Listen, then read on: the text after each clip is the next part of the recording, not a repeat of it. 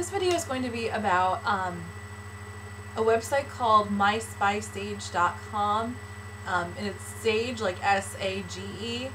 I like to shop there to get my more exotic spices, herbs, cooking ingredients that I can't find in my local stores, because they tend to kind of stink at carrying the stuff that I want to try out for different Asian cuisines, more exotic cooking. So that is a resource I recommend for you as well. And I think every order has free shipping, and they do usually throw in some kind of a sample, like a generous size sample for every order. So yeah, I really do like ordering with them.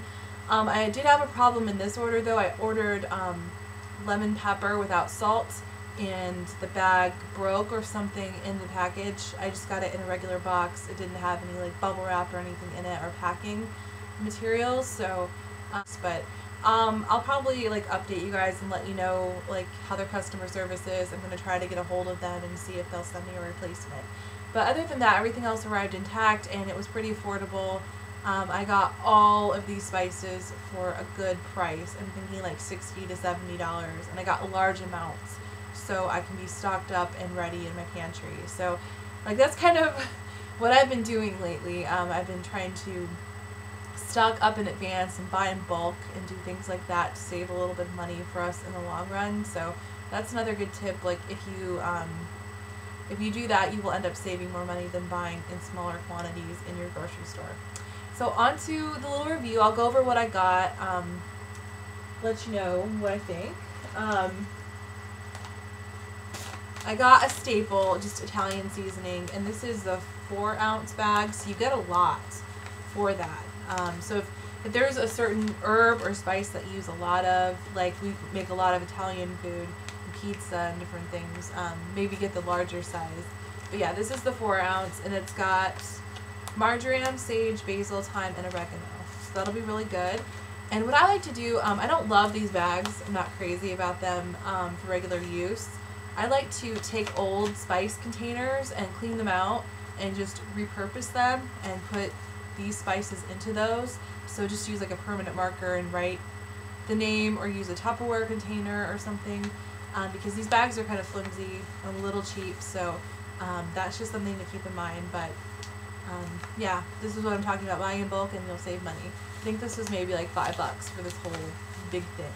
So not bad at all. Because usually if you buy one of those little ones in the store, it's like $2, and that's just for a small amount. So something called Paris seasoning, because these are popular herbs that are used in French cooking. I want to do some more French cooking, and it'd be a huge challenge for me to veganize some French recipes, because they are very very meat and butter and dairy based. So it'd be a nice challenge to try to veganize some of those. But this is one of their more exotic and expensive herb blends. I think it's one of their most popular as well. And what's in it is chives, dill tips, basil, chervil. I never tried that before, I have no idea. Tarragon, white pepper, and parsley. So all of those sound really good. So they'd be good in more traditional home cooked kind of meals, savory meals, that kind of thing. Let me open it and I'll let you know what it smells like.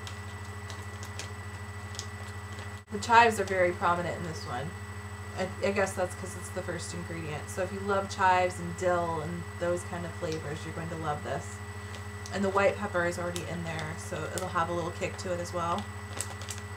This is something that has been eluding me for a long time. I have a bunch of Asian cookbooks now and different Indian recipes, and they all call for something called tamarind paste, and I was not able to find that in any of my local grocery stores. So tamarind is what they like to use in steak sauces, things like A1 or different steak sauces like that.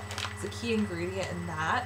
So you may have already tasted tamarind before, but it's like in the date family. It's like that kind of thing, like in the date and fig family. So it just comes in this little kind of block of paste. I'm guessing you just break off a little piece and reconstitute it in water to make it into a liquid or a paste. So yeah, they do have tamarind paste on my spice sage, and I'll let you know how I like that when I give it a try. I have several recipes that call for it, so I'm sure I'll be using it soon. Their essential spice to have on hand is ground ginger.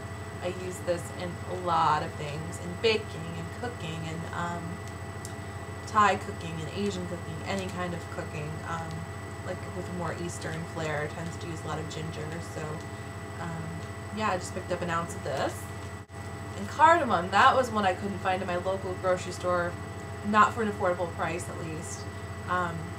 This is a more expensive spice to have on hand, but it's pretty affordable on my spice sage as well.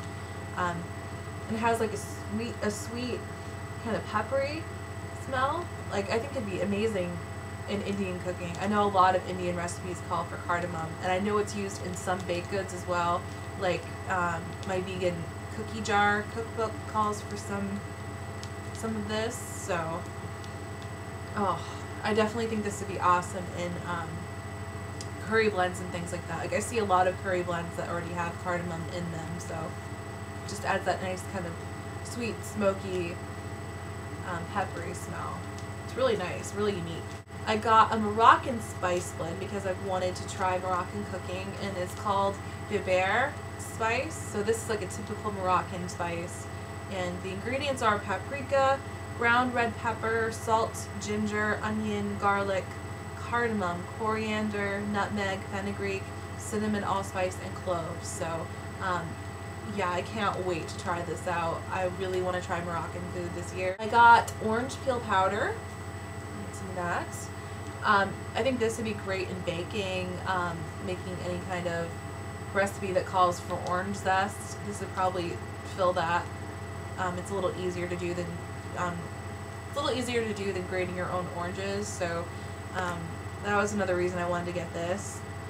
And just adding some orange flavor to your baked goods. That's what this would be for. They have all kinds of stuff on this site. It's like really hard to limit yourself to a certain amount. We got a bag coming loose. See, I don't love their bags. That is my one thing I would recommend they change, is get some better bags, because they do tend to leak or break. I usually end up putting these in Tupperware anyway, but I'll hold this here. This is Hungarian paprika, and let me smell it. It smells awesome. I like to have different paprikas on hand. It's one of my favorite spices to use. It's so delicious. It's like peppery, kind of like roasted pepper kind of flavor. Adds a lot of color to whatever you're cooking. It's a natural food coloring in a lot of foods, and it just gives it a nice mild smokiness to whatever you're cooking. So I love paprika, and I like the Spanish smoked paprika. I need to get more of that at some point, but I wanted to try this one. Some Jamaican jerk seasoning, because I want to make some gumbos and different things like that. I have a vegan soul cooking cookbook that I want to try, and I thought this would be really good for that. The ingredients in this are garlic, thyme, black pepper, cumin seed, cinnamon, allspice, ginger, red pepper, nutmeg, sage, onion, paprika, sugar, salt, and jalapeno. So that'll be really interesting to try out. Also, a lot of my recipes call for something called fine sea salt. So sea salt is better for you than traditional table salt or really overly processed salt that has a lot of additives added to it. This is just sea salt that's ground to be more fine, so it works better when you're baking or recipes where texture is important. It came with my order for free. This is one of those free samples. Was fleur de sel, and apparently this salt is recommended by chefs, like gourmet chefs. It's one of their favorite, like all-purpose salts to use, and it's like a flaky kind of salt. Like it's really, really good. I used it on the eggplant. It's kind of hard to explain. It's not really like a granule. It's more like a flake. Maybe I can show you. It almost feels a little like sugar.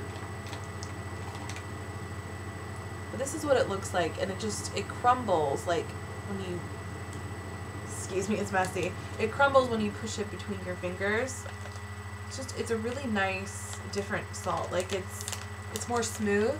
I got some more crushed red pepper flakes, another essential for my kitchen. I just got this on Spice Sage because it's a little bit more affordable. And I'll use the bottle I already have and just use this as a refill. Arrowroot powder. Sorry, my light is like glaring. Anyways, it's a fine white powder, similar to cornstarch. I don't think I think it has a less pronounced taste. And I think it blends in a little bit easier than cornstarch in your recipes. Like, it doesn't leave that gritty kind of aftertaste that cornstarch can sometimes. So I wanted to try this out, and a lot of my recipes call for it. So trying that out. This is very interesting. This is actually called maca powder, and it's organic maca powder, and you get this from the Andes in South America. They've used it for thousands of years. Apparently it's supposed to help with stamina and energy, and it's supposed to help alleviate menopause and hormones and issues like that. It's supposed to help with that. So, I mean, that's not why I got it. I got it because a couple recipes that I have in my cookbooks call for it. It smells different. It's kind of earthy and a little sweet and a little salty. Like, it's just very unique. I can't really explain it. Apparently you can use this in baking. Like, if you simmer it in some liquid, supposedly it's supposed to turn kind of sweet, like cocoa or something, and it can be more savory depending on what you put it in. So it's just a really unique item. I think it's from a root, like either a tree root or a vegetable root, but that's maca powder, organic. So got an exotic curry blend. It's called Maharaja style curry. I like to have all different kinds of curries just because I make a lot of Indian food. But this is coriander, fenugreek, cumin, fennel, allspice, cinnamon, cardamom, ginger, cloves, turmeric, and garlic. So apparently this one was highly rated on the site, and I wanted to give it a try. I like to try different curry blends. One of my passions is Indian cooking. This was from a different order. This was from a Vitacost order, but I wanted to compare these two so you guys could see the difference. This is agar, and this is a seaweed gelatin. So it's a vegan gelatin, basically. You could use it to make jello. If you still wanted like a gelatin kind of dessert, you would use this, like boil this in water. Apparently the flakes aren't as called for as the powder is in recipes, but I want to have both on hand just depending on what I want to make. But yeah, they have it in a flake version like this, and then they have the powder version that's easier to add in your recipes. So yeah, this will just make, like, it'll help the texture of your desserts. It'll help make mousses and gelatin and different things like that, like vegan gelatin. So good to have on hand. I also got some fennel powder. Fennel has that kind of licorice kind of flavor, like star anise or something like that. It just adds a nice savory flavor to whatever you're cooking. So I got some of that. And I also got dillweed. I love to add dillweed on top of vegan margarine or on bread. I like to add it into salads and different things like that. So dillweed's good to have on hand. And apparently this version is like really fresh. Like, some people rated it really highly and said it tasted really fresh as opposed to the stuff you get in the store. So I got all of that for, I think, about $70, and that's a lot of spices. I mean, if I got that in a regular grocery store, it would have been like double that amount. So I really am pleased with my purchase in general. I wish their packaging was a little bit better, but I mean, you can't have a perfect world, I guess. But I definitely would purchase with them again. I purchased with them before already, and I really do like their company. And yeah, I paid for this all. I guess I probably should make that a disclaimer. I paid for all this myself, and these are my opinions, obviously. And yeah, it's really nice.